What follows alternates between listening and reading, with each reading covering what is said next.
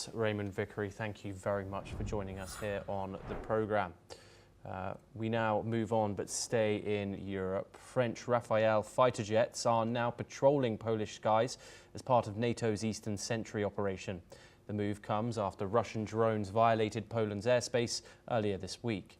France has deployed 3 Rafale jets along with personnel handling equipment and ammunition to help secure the region.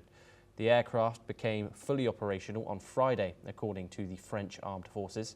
On Wednesday, Poland, with support from NATO allies, shot down Russian drones that crossed into its territory, a first for any alliance member since the start of the war in Ukraine. Eastern Sentry was launched as a direct response to these incursions, aiming to reinforce NATO's presence and strengthen defences along Europe's eastern flank. Okay, we now got some breaking news from the Middle East, where Qatar's Prime Minister has vowed that Israeli actions in Gaza will not deter Doha from pursuing mediation efforts. Speaking today, he said Qatar, along with Egypt and the United States, remains committed to brokering a ceasefire and bringing an end to the war.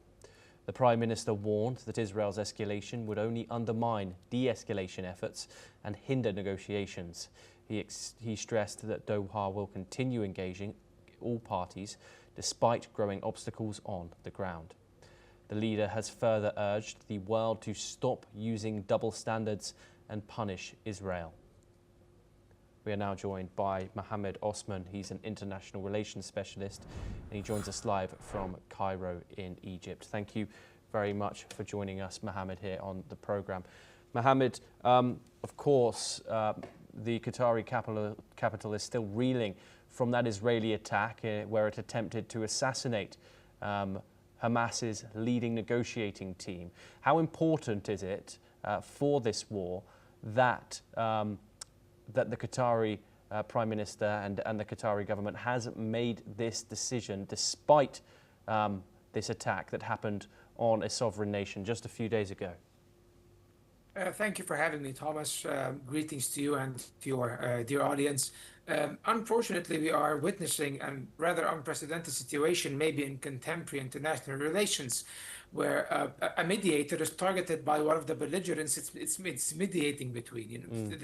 We have reached a situation in the Middle East where it now has become not only inconceivable, it has become farcical and laughable, also, and at the same time tragic. Simultaneously, because what we are seeing is that all of the already very slim chances of reaching a peaceful resolution in Gaza and in the occupied Palestinian territories are even now growing more and more distant.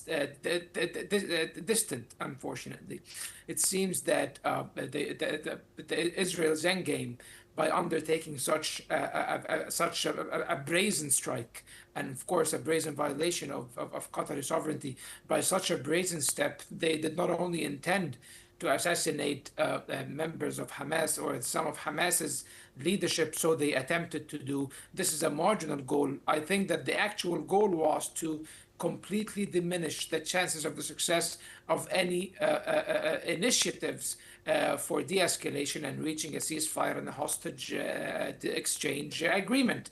Israel doesn't want that. Israel wants to continue its ground onslaught on Gaza City. They want to reoccupy the entirety of the Gaza Strip with the ultimate aim of displacing the Palestinians out of Gaza.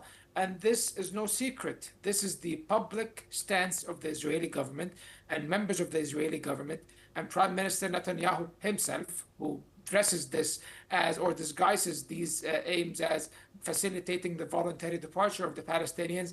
And of course, this is completely endorsed by the United States. So now we stand before a situation that is growing ever more tense, that tensions are still escalating in the region, that the region now is more prone to violence than any time before. Israel now has not limited itself to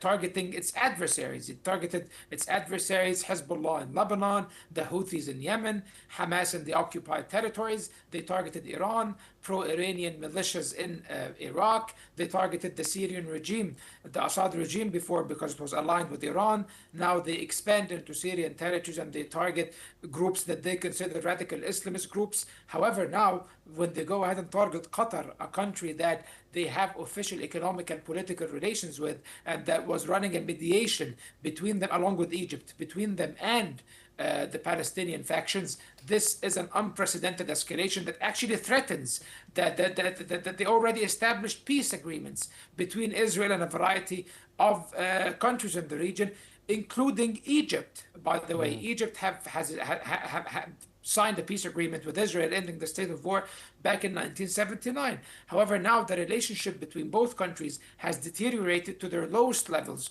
because of Israel's continuous threat of attempting to displace the Palestinians into Egyptian territory, something that the Egyptian leadership has described as a red line, and the reports in the Egyptian media and even in the international media have indicated that Egypt is willing to go as far as to revisit the idea of peace with Israel if Israel goes forward with its plans to forcefully displace the Palestinians into its territories. We are seeing now a state in the region, Israel, a rogue state that is acting with absolute impunity, and as long as it is its behavior is uncontrolled, the region will witness more and more chaos and turmoil. Okay, Mohammed, do stay with us. We have further updates coming out of that developing situation, where Prime Minister Benjamin Netanyahu says